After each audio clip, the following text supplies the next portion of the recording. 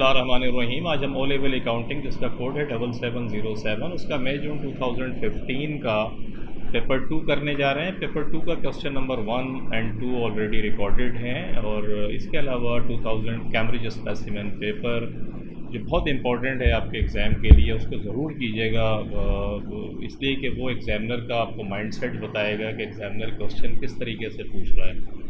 तो वो ये कैम्ब्रिज की वेबसाइट के ऊपर आपको मिल जाएगा, कैम्ब्रिज स्पेसिमेन पेपर। ये मैंने सॉल्व कराया है आपको, ये भी आपको कराचीज़ एकेडमी की यूट्यूब चैनल की प्लेलिस्ट पे मिलेगा। और इसके अलावा 2020 से लेके 2016 विंटर समर के सारे पेपर, जो पेपर 2 के क्वेश्चन नंबर 1 से लेके 5, तो ये सब आपको वहाँ पर मिलेंगे। And it's very good material for practice. आपको रेफ़र करना हो कोई भी क्वेश्चन इस पीरियड में जो आया है, वेरिएंट 11 भी है और वेरिएंट 12 मिक्स मिलेंगे आपको, लेकिन प्रैक्टिस के लिए बहुत इंपॉर्टेंट है, आप जाके इसको रेफ़र कीजिएगा। आज हम अपने लेक्चर का स्टार्ट क्वेश्चन नंबर 3 से करते हैं। क्वेश्चन नंबर 3 में कहता है the following information is available for the Exton chess club. कि एक्सटन चेस क्लब है, और चेस क्लब के अंदर क्या होता है, ये जो नॉन प्रॉफिट ऑर्गेनाइजेशन से रिलेटेड ये सवाल है। तो ये चेस क्लब है, तो जितने लोग चेस खेलते होंगे यहाँ आते हैं, बैठते हैं। चेस आपको पता है शतरंज को कहते हैं, तो वो चेस एक गेम होता है जिसके अंदर ये सारे के सारे लोग यहाँ आएंगे, और इनकी एक्टिविटीज़ भी होती है। क्लब जो है इनको एंटरटेनमेंट भी प्रोवाइड करता है, और एक फैसिलिटी जो इनको खेलने के लिए और एक गेट टुगेदर करने के लिए चाहिए है, वो तमाम चीज़ें ये क्लब जो है वो प्रोवाइड करता है। जितने ये डिफरेंट टाइप के क्लब्स आपकी सिटी के अंदर भी होंगे जहाँ आप रहते होंगे, ये असल में नॉन प्रॉफिट ऑर्गेनाइजेशंस होती हैं, और ये अपने मेंबर्स के लिए कोई स्पोर्ट्स क्लब होते हैं, जैसे चेस क्लब हो गया, कोई आपका सिंपल एंटरटेनमेंट पर्पस के लिए फैमिली के लिए क्लब हो जाता है, कराची क्लब हो गया या जिम खाना हो गया आपका। तो इनका पर्पस ये प्रॉफिट कमाना नहीं होता, बल्कि व्हाट दे डू कि ये अपने मेंबर्स जो होते हैं उनको फैसिलिटीज़ प्रोवाइड करते हैं, और जो कुछ भी इनसे अब इनके क्लब की जो इनकम होती है वो 2-3 सूरतों में होती है। एक तो ये कि मेंबरशिप फ़ी होती है जो 1 ऑफ होती है, कि आप क्लब की मेंबरशिप फ़ी पे करें और आप उसके मेंबर बन जाएं। सेकंड ये होता है कि मंथली आपको कुछ पे करना होता है, क्योंकि रनिंग खर्चे भी होते हैं। क्लब है, उसकी यूटिलिटी के एक्सपेंसेस भी हैं, लोग भी उन्होंने रखे हुए हैं, और आपको ही फैसिलिटेट करने के लिए सब कुछ हो रहा है। तो एक मंथली आपको पे करना पड़ता है क्लब को, और वो जो आप पे करते हैं वो एक्चुअली क्लब की इनकम होती है, और उसे एक सब्सक्रिप्शंस कहते हैं। सब्सक्रिप्शंस जो होता है उसको, उसका जो टेक्निकल नाम है जिसको हम अकाउंटिंग के टर्म्स के अंदर वैसे भी कहते हैं, या नॉर्मली भी इसको कहते हैं सब्सक्रिप्शंस। तो ये सब मंथली सब्सक्रिप्शंस जो आप पे करते हैं, ये फिर क्लब की इनकम होती है, और इस तरीके से इसके मामलात चलते हैं। इसके अंदर नॉर्मली ये होता है कि जैसे हम इनकम स्टेटमेंट बनाते हैं ट्रेडिंग बिजनेस के अंदर, क्योंकि यहाँ आप चीज़ें ना बेच रहे हैं ना ख़रीद रहे हैं, इसलिए इनकम स्टेटमेंट जो है वो नॉन प्रॉफिट ऑर्गेनाइजेशन के अंदर नहीं बनता, बल्कि इनकम एंड एक्सपेंडिचर अकाउंट बनता है। इनकम जो सब्सक्रिप्शंस या किसी क्लब की फैसिलिटी को आपने किसी इवेंट के लिए यूज़ कर लिया, कि जगह तो है आपकी क्लब की, किसी की कोई मैरिज सेरेमनी है वो वहाँ पर अरेंज हो गई, उससे भी आपको इनकम जनरेट होती है। कोई कंपटीशन आपने करा दिया तो उससे इनकम जनरेट हो रही है। तो जितनी भी तरीक़ों से इनकम जनरेट हो रही है, सब्सक्रिप्शंस मंथली आपके पास आ रहा है, वो हो गया, तो ये तमाम चीज़ें इनकम में आ जाती हैं। और जो एक्सपेंडिचर्स हैं वो उसमें से माइनस कर देते हैं। अगर इनकम ज़्यादा है तो फिर सरप्लस हो जाता है, और अगर एक्सपेंडिचर ज़्यादा है तो डेफिसिट हो जाता है। इसके अलावा आपका कैश का अकाउंट बनाते हैं हम। कैश का अकाउंट किस तरीके से बनाते हैं कि रिसीट एंड पेमेंट अकाउंट बनता है। रिसीट एंड पेमेंट अकाउंट के अंदर जो है हम रिसीट्स जितनी भी हमारी आ रही होती है उसको रिकॉर्ड करते हैं, और जितने भी हमारे अपना जो पेमेंट्स हम कर रहे हैं वो वहाँ पर हम शो करते हैं। तो रिसीट्स एंड पेमेंट अकाउंट्स बनाते हैं हम इसके अंदर। उसके अलावा स्टेटमेंट ऑफ फाइनेंशियल पोजीशन जो है ये भी हम बनाते हैं। हम इस तरीके से तमाम काम करते हैं। और अब इसको देखते हैं क्या कहता है। Receipts and payment accounts for the year ended 31 मार्च 2015। इसने आपको रिसीट्स एंड पेमेंट अकाउंट्स बना कर दे दिया। अब देखिए रिसीट्स क्या क्या हो रही है। ओपनिंग बैलेंस था आपके पास कितना, $230 का बैलेंस था। इसका मकसद है इतना कैश आपके पास था। सब्सक्रिप्शंस जो लोगों से पैसा आपने वसूल किया वो $3,260 का था। कंपटीशन एंट्री फ़ीस रिसीव को कंपटीशन आपने कराया, उसकी फ़ी जो आपको रिसीव हुई ये भी इनकम है आपकी $1,580। डोनेशंस, कुछ लोगों ने डोनेशंस दिए क्लब को, ये भी क्लब की इनकम हो गई $350। और return rent of club room, जो क्लब रूम था आपका उसका रेंट आपने पे किया। ट्रेजरार सैलरी, जो ट्रेजरार आपने कैशियर रखा हुआ है, जो ट्रेजरी से रिलेटेड काम संभालता है, उसकी सैलरी आपने $250 की पे करी। Purchase of fixture and equipment, fixture and equipment आपने ख़रीदी $1,100 की। कंपटीशन प्राइजेज, जो कंपटीशन आपने रखा था इसके प्राइजेज आपने ख़रीदे थे, तो ये फिर माइनस हो जाएंगे, उसमें से $750 की ये पेमेंट हो गई। ट्रैवलिंग एक्सपेंसेस की पेमेंट हो गई। अदर ऑपरेटिंग एक्सपेंसेस जो और ऑपरेशन से रिलेटेड थे $1,350 के आपने पे करे। तो आपके पास क्रेडिट साइड ज़्यादा हो गई और आप देख रहे होंगे कि बैलेंस शीट का मकसद है $1,930 का क्रेडिट बैलेंस है। क्रेडिट बैलेंस का मकसद ओवरड्राफ्ट को शो करता है कि बैंक का ओवरड्राफ्ट शुरू हो गया है आपको, क्योंकि पेमेंट आपने ज़्यादा कर दी है। जब भी क्रेडिट बैलेंस आ जाए तो वो लाइबिलिटी को शो करेगा और यहाँ ये शो कर रहा है कि बैंक ओवरड्राफ्ट। स्टार्ट हुई थी कहानी आपका पैसा था, एंड हुई कहानी कि अब ये ओवरड्राफ्ट है, तो इसको ध्यान में रखिएगा। और ये बैलेंस बीडी 1 अप्रैल 2015 को आपने इसको बैलेंस बीडी बना दिया।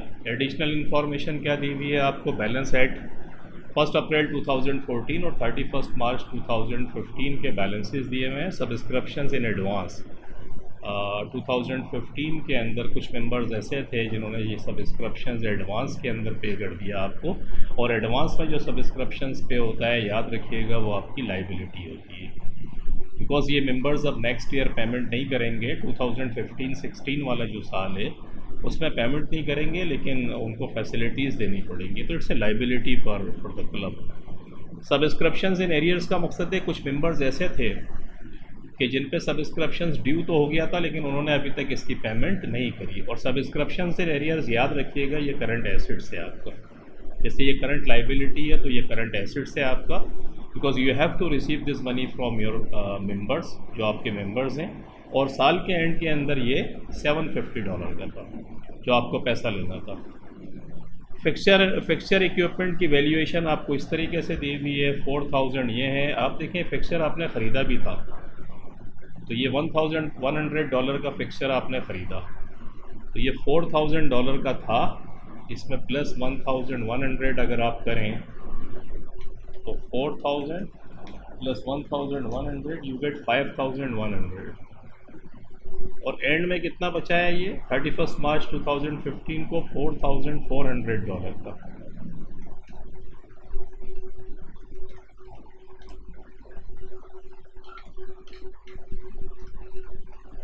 तो $700, ये जो $700 है ये एक्चुअली डेप्रिसिएशन है, क्योंकि मेथड तो उसने दिया नहीं है। ओपनिंग में से एंडिंग को माइनस कर दें, वैल्यू का रिडक्शन जो हुआ है वो डेफिनेटली उसकी डेप्रिसिएशन की डेफिनेशन भी ये होती है रिडक्शन इन वैल्यू, क्योंकि कोई मेथड्स वगैरह उसने दिए नहीं है आपको। उसने ये इन्फॉर्मेशन दी है $280 of the subscriptions in arrear on 1 अप्रैल, ये हम पढ़ते हैं। मैंने आपको सिंपल समझाया है कि डेप्रिसिएशन आप यहाँ इस तरीके से निकाल सकते हैं कि ओपनिंग फिगर दी हुई थी जो ख़रीदा उसको प्लस कर दें और एंडिंग वाले को माइनस कर दें, डेप्रिसिएशन आ गया आपके पास। Rent of club room accrued के रेंट ऑफ क्लब रूम जो प्रीपेड था, rent of club room prepaid का मकसद है 31 मार्च 2015 को इतना प्रीपेड था, और rent of club room accrued का मकसद है 1 अप्रैल 2014 को ये एक्रूड था। एक्रूड का मकसद है कि अप्रैल 2014 का जो साल था उसमें ये ख़र्चा हो तो गया था, रेंट का जो रेंट था क्लब रूम का वो ड्यू हो गया था, लेकिन आपने पेमेंट नहीं करी थी। और यहाँ कुछ भी नहीं है, अलबत्ता प्रीपेड बचा है। तो स्टार्ट हुई थी कहानी कि आपको पे करना था, एंड हुई है कहानी कि आपने ज़्यादा पे कर दिया है, जो नेक्स्ट ईयर आपको बेनिफिट पहुँचाएगा। तो अगर हम थोड़ी देर के लिए समझें कि रेंट है कितना, तो रेंट ऑफ क्लब रूम 2000 का रेंट आपने पे किया। जब ये 2000 का रेंट आपने पे किया है, ये 2000 का रेंट आपने पे किया, इसमें से जो $70 थे ये लास्ट ईयर के थे, देख रहे हैं आप 70, तो $70 वो थे जो लास्ट ईयर के पे करने थे। तो तो 2000 में से 70 माइनस कर दें, यू गेट 1930। और ये इस दफ़ा जो प्रीपेड है वो कितना है? प्रीपेड का मकसद है कि ये एक्चुअली इस साल का ख़र्चा नहीं है, आपने पेमेंट तो कर दी लेकिन इसका बेनिफिट आपको नेक्स्ट ईयर पहुंचेगा क्योंकि ये प्रीपेड है। तो इसमें से प्रीपेड भी माइनस कर दें।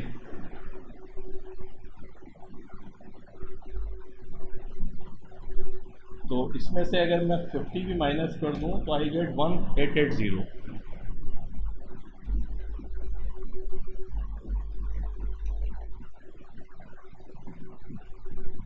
ये असल में क्यों निकाला मैंने, क्योंकि ये है रेंट एक्सपेंस करंट ईयर का।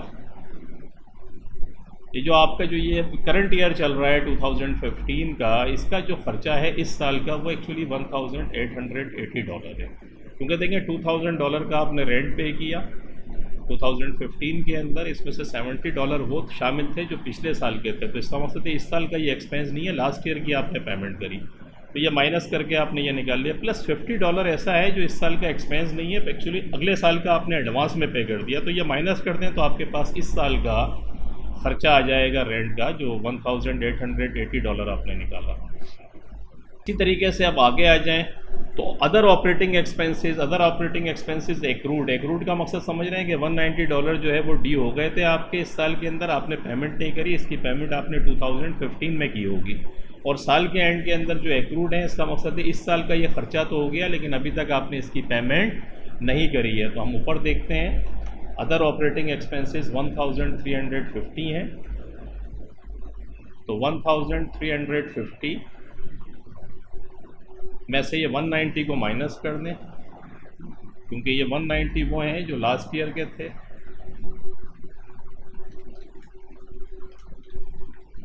तो 1160 और इसके अंदर ये प्लस कर दें 20 क्यों प्लस करेंगे? क्योंकि ये एक्रूड है, इसी साल का खर्चा है लेकिन इसकी पेमेंट नहीं हुई, एक्सपेंस तो हो गया है ना एक्रूवल प्रिंसिपल के तहत, इसको प्लस कर दें। तो 1180 ये अदर ऑपरेटिंग एक्सपेंस, ये 1180 जो है एक्चुअली ये आपका इस साल का खर्चा है 1180, ये आपने निकाल लिया।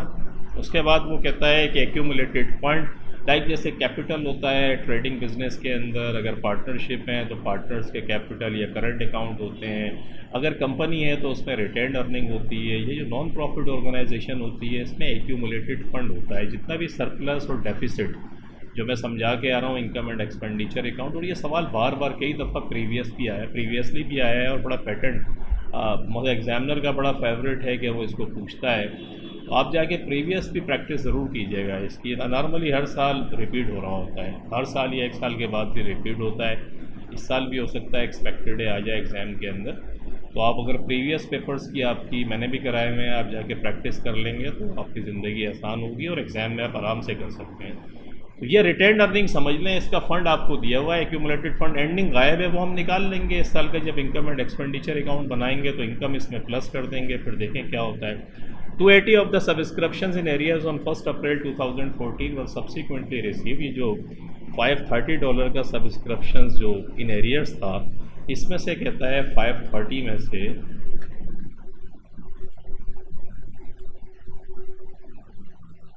ये जो 530 है कहता है इसमें से 280 रिसीव हो गया। ये जो आपने रिसीव करे ना पैसे, कौन से वाले $3,260 जो रिसीट्स एंड पेमेंट्स में आ रहे हैं, इसके अंदर एक्चुअली ये $280 भी शामिल हैं, आपने रिसीव कर लिए। बाकी वो नीचे वाला जुमला कहता है जो ख़तरनाक है, subscriptions not paid after 12 months were considered irrecoverable.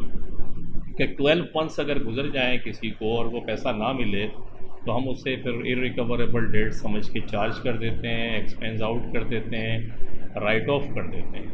तो यहाँ पर भी अगर आप देखें तो 530 क्योंकि प्रीवियस ईयर का आ रहा है, अब हम साल का एंड पूरा साल कंप्लीट हो गया 12 महीने, लेकिन ये पैसा हमें नहीं मिला। और ये है कितना, 530 में से 280 माइनस कर दें तो 250, ये 250 इररिकवरेबल डेट्स आपका है। इररिकवर और इसकी एंट्री क्या पास करेंगे, इररिकवरेबल डेट्स को डेबिट करेंगे और सब्सक्रिप्शन को क्रेडिट कर देंगे। सब्सक्रिप्शन को आप पूछेंगे क्यों, क्योंकि इन एरियर्स डेबिट था, हम इसे क्रेडिट करके कैंसिल कर देंगे। इररिकवरेबल डेट्स को हम इनकम एंड एक्सपेंडिचर अकाउंट के अंदर ले जाएंगे, याद रखिएगा $250 को। तो ये आपने इसका पोस्टमार्टम सवाल का करा। अब आप देखें कि ये क्या पूछता है कि अच्छा एक चीज़ और पोस्टमार्टम के अंदर आप याद रखिएगा कि जब सब्सक्रिप्शंस की इनकम आप करंट ईयर की निकाल रहे होंगे तो उसमें बड़ा इम्पोर्टेंट है रिसीट एंड पेमेंट से तो आपको एक्चुअली ये मिल जाएगी फिगर कि इस साल आपने सब्सक्रिप्शंस कितना रिसीव किया। तो $3,260 आपने रिसीव किया, एंट्री क्या पास होगी बैंक डेबिट, और सब्सक्रिप्शंस जो है सब्सक्रिप्शंस को आप क्रेडिट कर देंगे, ये इनकम हो गई आपकी। अच्छा ये सब्सक्रिप्शंस इन एडवांस आपका 2014 में देखें तो आपका ये इन एरियर्स दिया हुआ है। इन एरियर्स का मकसद आप समझ रहे हैं कि ये डेबिट बैलेंस है।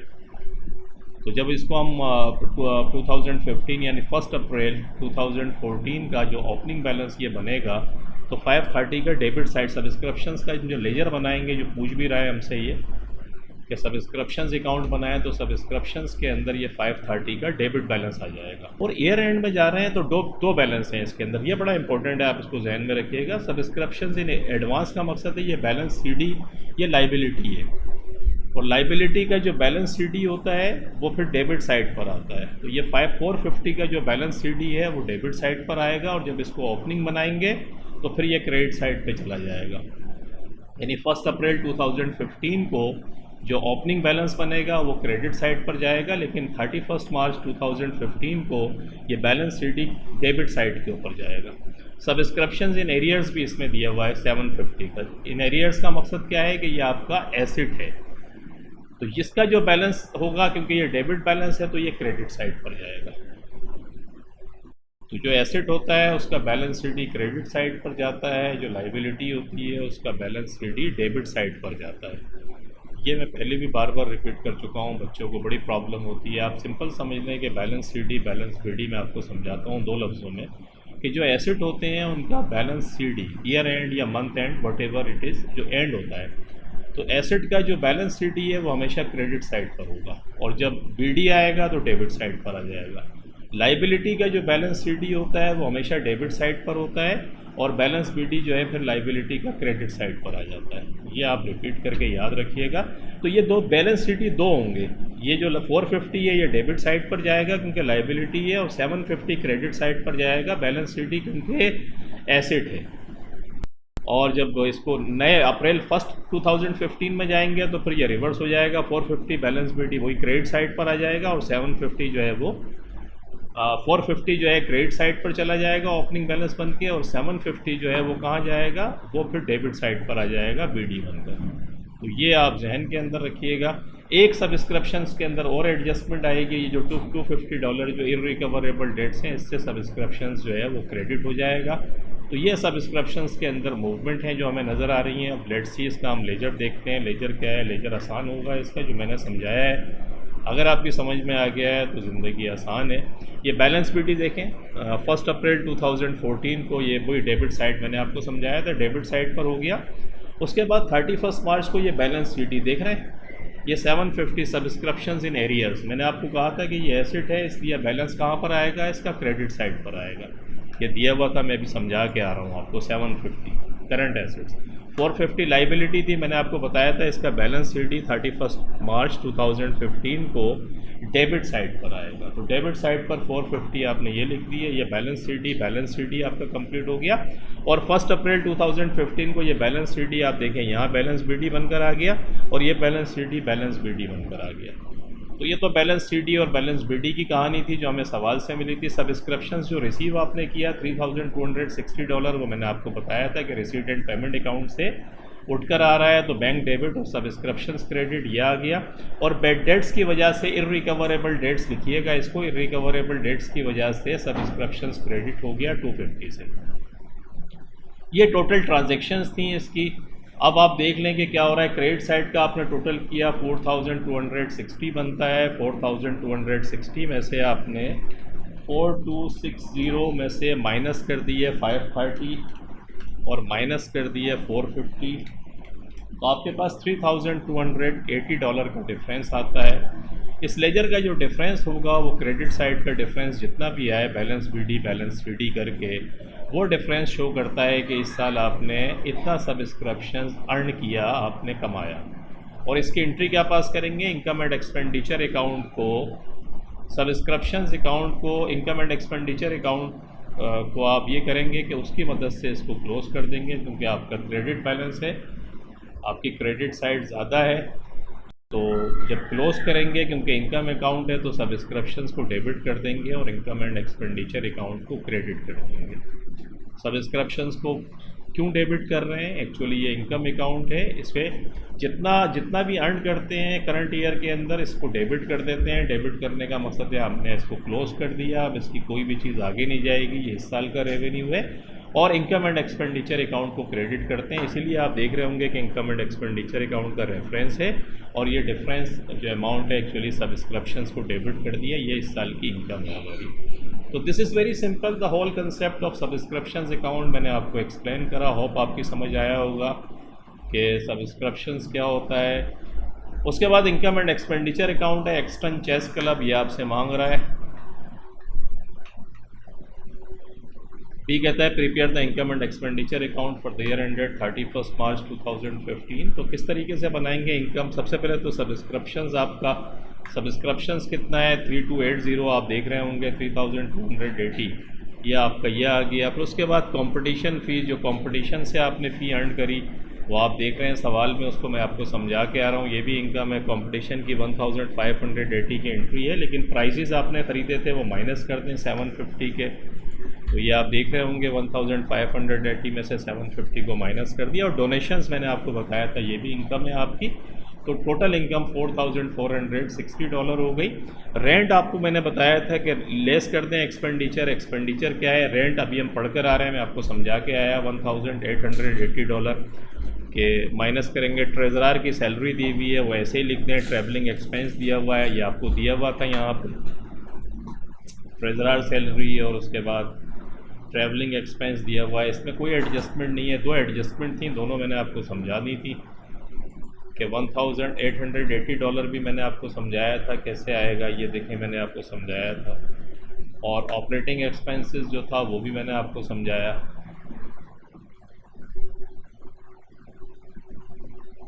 $1180 देखें, ये 1180 आपका ये आ गया। अदर ऑपरेटिंग एक्सपेंसेस, डेप्रिसिएशन भी निकाल के मैंने आपको बताया था सवाल में, $700। ये देख रहे हैं 700 मैंने आपको निकाल कर बताया था, ये आपके पास $700 आ गए। और बेड डेट्स जो था, इरिकवरेबल डेट्स जो $250 था, ये भी हमने निकाला था। ये सब निकाल के प्लस कर दें, टोटल एक्सपेंडिचर आपके $6160 आ गए। इनकम आपकी $4460 है। तो expenditures are more than revenues, जो आपकी इनकम है। तो फिर डेफिसिट आपके पास आ गया, क्या आ गया आपके पास? ये $1700 का डेफिसिट। डेफिसिट का मकसद है एक्सपेंडिचर्स आपके ज़्यादा हो गए हैं और इनकम आपकी कम है। तो this is called income and expenditure account. और सी के अंदर क्या पूछता है आपसे? कहता है prepare the statement of financial position. Statement of financial position आपको पता है assets is equal to equities.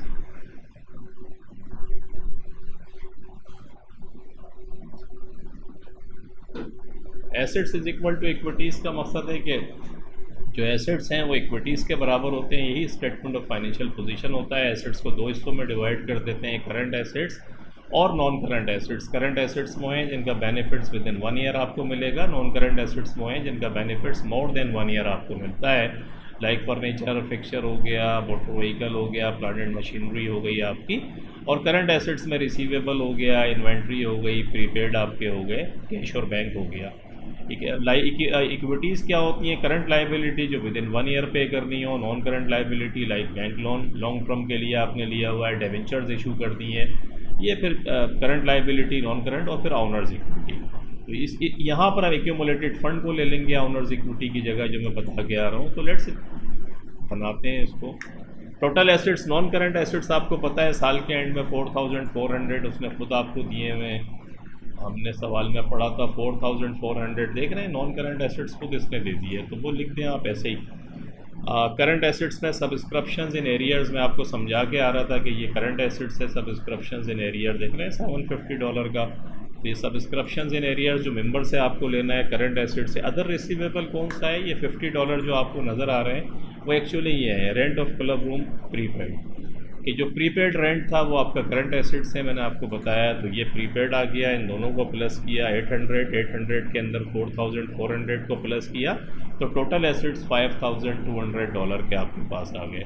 Total liabilities देख लें, टोटल लाइबिलिटीज़ के अंदर एक्यूमुलेटेड फंड आपका ओपनिंग बैलेंस 4500 दिया हुआ था सवाल के अंदर, ये देख रहे हैं 4000। और इस साल क्या हुआ है, इस साल डेफिसिट हुआ है। डेफिसिट कितना है, अब ये ऊपर आप बना के आ रहे हैं, $1700 का डेफिसिट। डेफिसिट क्या करेगा, अगर लॉस हो जाता है तो रिटेन अर्निंग का बैलेंस कम होता है, कैपिटल कम हो जाता है। बिल्कुल इसी तरीके से आपके पास जो फंड था $4500 का था, इस साल का डेफिसिट आ गया, तो डेफिसिट को माइनस कर दें। अगर ये सरप्लस होता तो हम प्लस कर देते, क्योंकि डेफिसिट है तो माइनस होकर $2800 एक्यूमुलेटेड फंड का बैलेंस आ गया। करंट लाइबिलिटी में सब्सक्रिप्शंस इन एडवांस, मैंने आपको बताया था जो एडवांस है $450, ये एक्चुअली मेंबर्स ने आपको एडवांस पे कर दिए हैं और ये करंट लाइबिलिटी है, तो ये करंट लाइबिलिटी के अंदर लिखा हुआ नज़र आ रहा है आपको।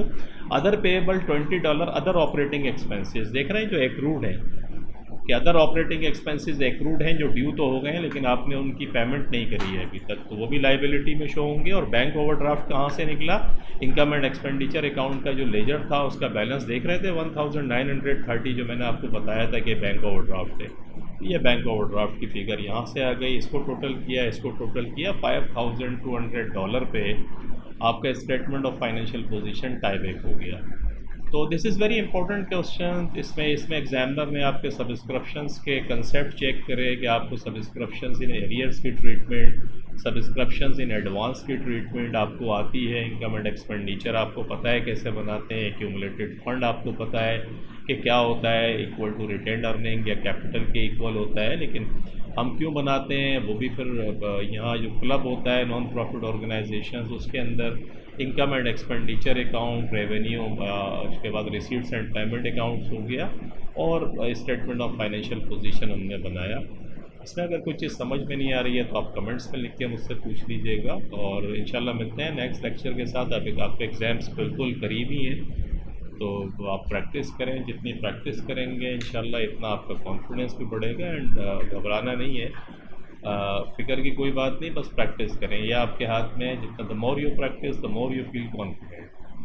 तो keep practicing and smiling, and इंशाल्लाह you will be getting A+ in your exam. Take care, अपना बहुत ख्याल रखिएगा। Thank you very much for watching the video. अल्लाह हाफिज़।